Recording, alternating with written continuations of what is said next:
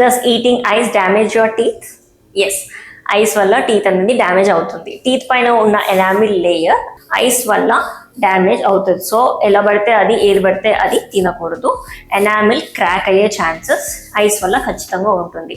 So ice వల్ల ఇంకొక problem ఏంటి అని అంటే టీత్ సెన్సిటివిటీ అనేది ఇంక్రీజ్ అవుతూ ఉంటుంది. Why? Because cold temperature of the ice, ఆ టెంపరేచర్ వల్ల టీత్ అనేది సెన్సిటివ్ అయ్యే ఛాన్సెస్ ఉంటుంది.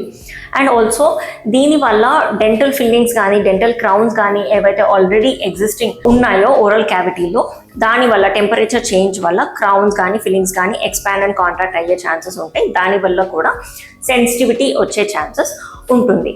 ఐస్ వల్ల గమ్స్ అండ్ టంగ్ డ్యామేజ్ అయ్యే ఛాన్సెస్ ఉంటాయి. So sharp edges, sharp ice ముక్కలు ఏవైతే ఉన్నాయో అవి it just acts as a sharp cutting knife.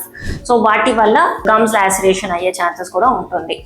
And also మీకు ఐస్ తినాలని ఎక్కువ క్రేవింగ్ అనిపిస్తుంది అంటే ఏదో ఒక అండర్లైన్ సిస్టమిక్ డిసీజ్ ఉంటుంది. ఎనీ అనీమియాస్ కానీ ఎనీ అదర్ సిస్టమిక్ ఇష్యూస్ ఉన్నా కూడా అలాంటి సిచ్యువేషన్స్ కూడా ఐస్ క్రేవింగ్స్ అనేవి ఎక్కువగా ఉంటాయి. So these are the reasons why you should not eat ice directly. ఎందుకు ఎక్కువగా ఐస్ తినకూడదు, ఐస్ క్రేవింగ్స్ వస్తే ఏం చేయాలి అనేది these are the main reasons. Thank you.